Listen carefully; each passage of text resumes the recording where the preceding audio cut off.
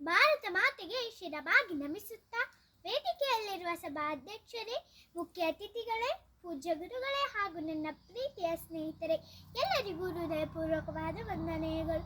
ಹಾರಿಸೋಣ ಗೆಳೆತನಕ್ಕೆ ನಮ್ಮ ಭಾರತ ಮಾತೆಯ ಪತಾಕೆಯನ್ನು.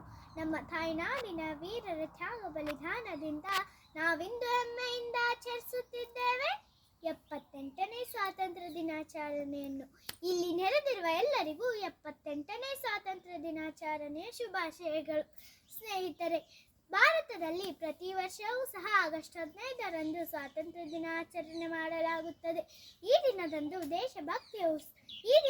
ಬ್ರಿಟಿಷರ ಆಳ್ವಿಕೆಯಿಂದ 1947ರಲ್ಲಿ ದೇಶ ಬಿಡುಗಡೆ ಹೊಂದಿದ ದಿನವಾಗಿದೆ ಎಂದು ಗುರುತಿಸಲು ಆಚರಣೆ ಮಾಡಲಾಗುತ್ತದೆ. ಈ ದಿನದಂದು ದೇಶಭಕ್ತಿಯ ಉತ್ಸಾಹ, ಧ್ವಜಾರೋಹಣ, ಸಾಂಸ್ಕೃತಿಕ ಕಾರ್ಯಕ್ರಮಗಳು ಮತ್ತು ನಾಯಕರ ಭಾಷಣ ದೇಶದ ಎಲ್ಲೆಡೆ ಕಂಡು ಬರುತ್ತಿವೆ.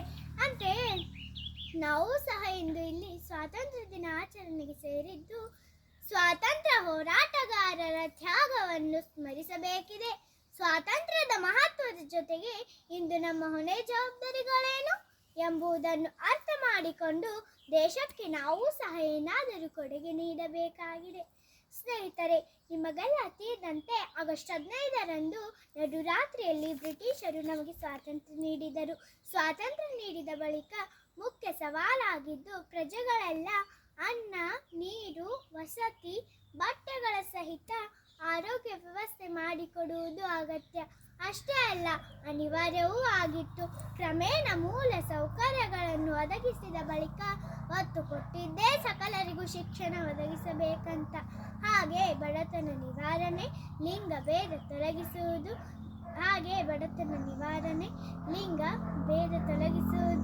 ಜಾತ್ಯತೀತ ಸಮಾಜ ನಿರ್ಮಾಣ, ಎಲ್ಲರಿಗೂ ಸಮಾನತೆ ಮೂಡಿಸುವುದು ಮುಂತಾದವುಗಳ ಕಡೆಗೆ ಗಮನ ಹರಿಸಿ ಸಮಸ್ಯೆ ನಿವಾರಿಸಿ ಅವಕಾಶವನ್ನು ಒದಗಿಸಿಕೊಟ್ಟು ಯಶಸ್ಸು ಗಳಿಸಿತ್ತು. ಹಿಂದುಳಿದ ರಾಷ್ಟ್ರದ ಹಣೆ ಪಟ್ಟಿ ಕಳಚಿ ಮುಂದುವರಿಯುತ್ತಿರುವ ರಾಷ್ಟ್ರಗಳ ಸಾಲಿನಲ್ಲಿ ತಂದು ನಿಲ್ಲಿಸಲು ಹರಸಾಹಸ ಪಟ್ಟರು. ಆದರೆ ಅವುಗಳ ನಡುವೆ ಕೆಲವು ಸಮಸ್ಯೆಗಳು ಹಾಗೇ ಉಳಿದವು.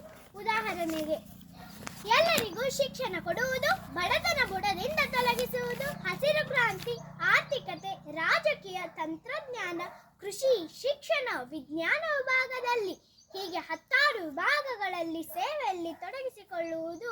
ಈ ಎಲ್ಲ ಕ್ಷೇತ್ರದಲ್ಲಿ ನಿಜವಾಗಿಯೂ ಎಲ್ಲರೂ ತಮ್ಮ ಕರ್ತವ್ಯ ಮಾಡಿದರೆ ನಮ್ಮ ದೇಶ ಅಭಿವೃದ್ಧಿ ಹೊಂದುತ್ತಿರುವ ರಾಷ್ಟ್ರದಿಂದ ಅಭಿವೃದ್ಧಿ ಹೊಂದಿದ ರಾಷ್ಟ್ರಗಳ ಸಾಲಿನಲ್ಲಿ ಸೇರುವುದರಲ್ಲಿ ಸಂದೇಹವಿಲ್ಲ. ಸ್ನೇಹಿತರೆ, ಎಲ್ಲಿ ಪ್ರಜೆಗಳಿಗೆ ಸ್ವಾತಂತ್ರ್ಯವಿರುತ್ತದೋ, ಯಾವ ದೇಶದ ಪ್ರಜೆಗಳಿಗೆ ಸ್ವಾತಂತ್ರ್ಯವಿರುತ್ತದೋ, ಎಲ್ಲಿಯವರೆಗೆ ಪ್ರಜೆಗಳಿಗೆ ಸ್ವಾತಂತ್ರ್ಯರಾಗಿರುತ್ತಾರೋ ಅಲ್ಲಿಯವರೆಗೆ ಪ್ರಜೆಗಳ ಅಭಿವೃದ್ಧಿ, ಒಂದು ಕುಟುಂಬದ ಅಭಿವೃದ್ಧಿ, ನಾಡಿನ ಅಭಿವೃದ್ಧಿ, ದೇಶದ ಅಭಿವೃದ್ಧಿ ನಿರಂತರವಾಗಿ ಸಾಗುತ್ತಿರುತ್ತದೆ. ಇದಕ್ಕೆ ಕೊನೆ ಎಂಬುವುದೇ ಇಲ್ಲ. ಇದಕ್ಕೆ ಭಾರತವೇ ಸಾಕ್ಷಿ. ಸ್ವಾತಂತ್ರ್ಯ ಭಾರತದಲ್ಲಿ ಇಂದಿಗೂ ಸಹ ಹಲವು ಕಡೆಗಳಲ್ಲಿ ನಾವು ಅಸಮಾನತೆ, ದೌರ್ಜನ್ಯ, ಮಹಿಳೆಯರ ಮೇಲಿನ ಎಲ್ಲ ತರಹದ ಕಿರುಕುಳಗಳು, ಸರ್ಕಾರಗಳ ಮೇಲಿನ ಭ್ರಷ್ಟಾಚಾರಗಳು, ಜನರಿಂದ ಆಯ್ಕೆಯಾದ ನಾಯಕರುಗಳೇ ಎದುರಿಸುತ್ತಿರುವ ಆಪಾದನೆಗಳು ಇವೆಲ್ಲವನ್ನು ನೋಡಿದರೆ ವಿದ್ಯಾರ್ಥಿಯಾದ ನನಗೆ ಸಹಿಸಲಾರದ ದುಃಖವಾಗುತ್ತದೆ. ಇದಕ್ಕೆ ಕೊನೆಯೆಂದು ದೇಶ ಶಾಂತಿಯಿಂದ ಇರುವುದೆಂದು, ಐಕ್ಯತೆ ಸಾರುವುದೆಂದು ಎಂಬೆಲ್ಲ ಪ್ರಶ್ನೆಗಳು ನನಗೆ ಕಾಡುತ್ತಿವೆ. ಈ ಮಾತನ್ನು ಏಕೆ ಹೇಳುತ್ತೇನೆ ಎಂದರೆ, ಇಂದಿನ ಪ್ರಜೆಗಳಾದ ನಾವು ಮುಂದೆ ದೊಡ್ಡವರಾದ ನಂತರ ನಾವೆಲ್ಲರೂ ಒಂದೊಂದು ಕ್ಷೇತ್ರದಲ್ಲಿ ಯಾರು ಏನಾದರೂ ಸಾಧಿಸುವ ಅವಕಾಶ ನಮಗಿದೆ. ಅಂದು ದೇಶಕ್ಕೆ ಸ್ವಾತಂತ್ರ್ಯ ತಂದುಕೊಡಲು ಗಾಂಧೀಜಿ, ಸುಭಾಷ್ ಚಂದ್ರ ಬೋಸ್, ತಿಲಕರು, ಶಾಸ್ತ್ರೀಜಿ ಹೀಗೆ ಅನೇಕರು ಹೋರಾಟ ಮಾಡಿದರು. ತಮ್ಮ ಜೀವನವನ್ನು ಜನರ ಸಂತೋಷಕ್ಕಾಗಿ